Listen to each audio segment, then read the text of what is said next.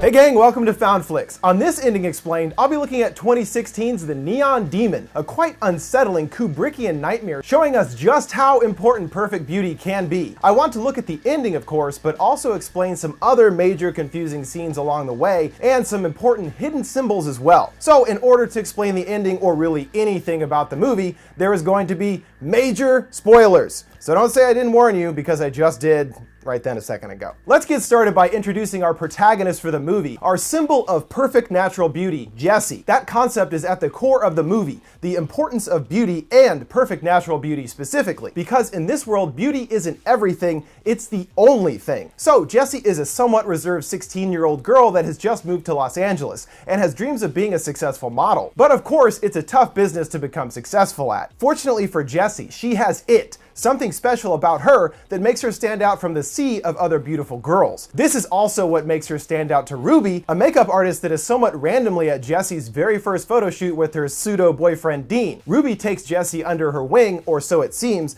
and takes her to a party where we meet Gigi and Sarah, two more models and friends of Ruby's. The basic gist of what's happening here is that these three, Ruby, Gigi, and Sarah, are luring Jessie into a pagan ritual. They quickly recognize Jessie as that perfect idea of beauty, and they want it for themselves. They are not capable themselves of being as pretty as Jessie. Gigi represents the idea of manufactured beauty. She has been to the plastic surgeon and had a number of procedures done, so she's pretty, but fake. Sarah is more of a standard model in the sense that she is gorgeous, but just not as pretty as Jessie, so that's not good enough. Sarah and Gigi are friendly to Jessie, but they of course have much darker intentions. For lack of a better term, the three are witches, and together form a coven with Ruby as their leader. There is a specific order to the required steps of the ritual, and it is up to them to lead Jessie where they need her to go. They need her to embrace her own beauty and no longer be the naive girl she is now. This change will manifest the neon demon within Jessie, and it is then that she can be harvested for her beauty. But she has to have that change first. Jessie is lured into the world where the four watch the rope dancing Kinbaku show. The lights in the room begin to strobe and the colors change as well. This is very hypnotic visually when watching it, and it is clear that Jessie is also hypnotized by the lights, eventually stepping closer towards the center. This symbolizes Jessie beginning the journey into the dark side of herself and the first step of the witch's plan. Soon after, Jessie talks to Dean about how she used to look at the moon back in Georgia. Back then she felt like she had no talents, but then realized she's pretty, which is a talent itself, really. Plus she can make money off of that. So she's already seeing that beauty is paramount to anything else, and she can take advantage of her own. And thusly, the ritual has already begun. Also, to strengthen a connection to pagan symbols, she at one point seems to hold or cup the moon in her hands, and pulling the moon is the first step in a pagan ritual. How about that? A quick scene takes place here I wanted to explain that seems quite random. When Jessie returns to a motel room, she finds that there's something in her room. After getting help from motel manager Keanu Reeves, they discover it's a wildcat. It could just be something random, but I think this is one of the witches in animal form checking on Jessie. This is subtly hinted at later in Ruby's house, where we see other taxidermy animals all over the place. Witches do generally have the power to shapeshift, so it's certainly possible that it was one of them in wildcat form. Then Jessie has her first real success in a gold-painted test shoot with a renowned photographer called Jack. When Ruby tells the other girls about it at lunch, they are shocked, as Jack normally doesn't shoot with new girls. They are naturally jealous,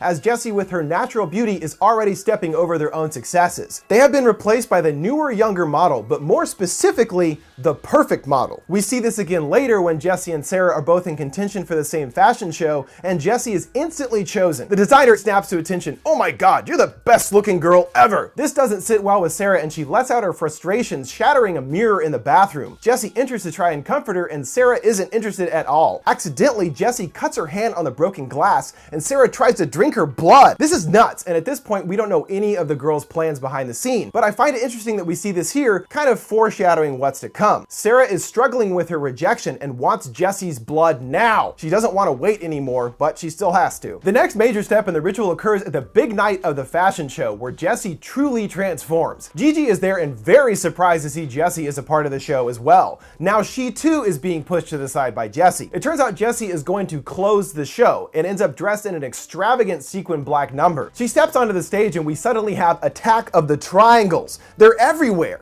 They pop up a lot throughout the movie, but are probably most prevalent in this scene. To keep with the pagan theme, I think it's supposed to represent the all-seeing eye of Lucifer. Yes, the Illuminati symbol as well. This symbol is also seen in hexes, curses, psychic control, and all corruption are worked through this symbol. So to me, the three triangles she is walking towards represent the eye of Lucifer, or looking into the dark side of Jessie, her dark reflection, which is the neon demon. As we also see, the triangles are mirrors when Jessie approaches them. Also, there are three triangles. I consider that these might correspond to each of the three girls in the coven. Jessie looks into the three reflections, seeing herself from different angles. Her personality in the reflection seems to change, and as the lights turn to red, the reflections start kissing each other. This is Jessie embracing that other side of her personality. She now recognizes the vital importance of her beauty and embraces it fully. When she leaves the show, she is seen in a much more mature look, and it's clear that she isn't the same reserved girl we met at the beginning from Georgia. This transition is made abundantly clear in a scene at a restaurant with Dean, the fashion designer Robert, Gigi, and one other girl. This is probably the most important scene thematically in the film, as we hear all about the paramount importance of beauty from Robert. True beauty is the highest currency we have. Without it, she would be nothing. Dean tries to disagree and say the inside counts, but Robert debates that if Jessie wasn't pretty, he wouldn't have even stopped to say hello in the first place. He iterates that beauty isn't everything, it's the only thing. Dean is uncomfortable by their shallow perspective and wants to leave, but Jessie isn't interested anymore, telling him to go. She is obviously in total agreement with Robert. Later, Dean is waiting for Jessie at her motel and questions her further. Is that what you want to be like them? They want to be like me, Jessie responds. Again, the transition within her is clear, and Jessie's personality is markedly different than before headlining the show. Later, Jessie has a premonition where Keanu Reeves as Hank breaks into her room while she's asleep and puts a knife in her mouth. Water. Damn, Neo, cool breeze, dude, remember? Jessie then wakes up on the floor and the door handle begins to rattle. Someone trying to get in for real this time. She locks the door and manages to stay barricaded in, but she is forced to hear her neighbor in the next room isn't so lucky and is attacked violently. Jessie is now scared for her life and calls Ruby, who at one point said she could call no matter what. Ruby offers for her to come and stay, saying she'll be safe there. Jessie doesn't know any better, but we do, and Jessie is in fact playing right into Ruby's plan. This series of events leads me to believe that Ruby actually was behind the premonition and the attacker. So first they show her the premonition so that when she wakes up in reality, she is able to lock the door and not get attacked herself. But then the girl next door still gets attacked, and that's more than enough to scare Jessie into calling Ruby. At Ruby's house, she is acting compassionate at first, but then throws herself upon Jessie, and she is rejected. Even Ruby can't resist the temptation of Jessie's perfect beauty, and here Jessie reveals that she is a virgin, not sleeping with people like she had said earlier. The next morning, Ruby goes to work as a makeup artist in a morgue, and we are treated to the most uncomfortable scene ever. Ruby, having been rejected by Jessie, is still hung up on her and has some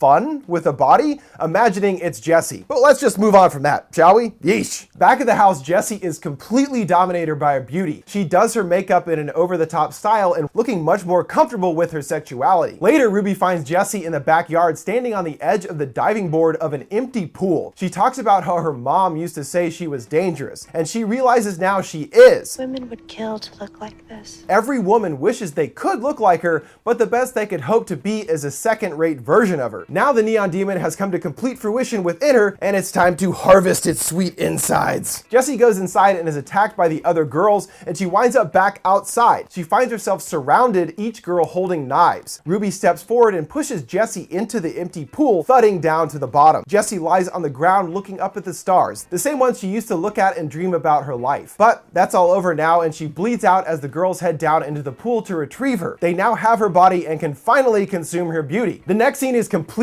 insane, so warning to everyone there. Ruby is seen face caked in blood, and she's sitting in a bathtub full of blood. I know! Jessie had a lot of blood, apparently. Meanwhile, Gigi and Sarah are in the shower, covered in blood, washing blood off, and it gets all awkwardly sexual and stuff. But enough about the shower stuff. Well, maybe just a little more. Sorry.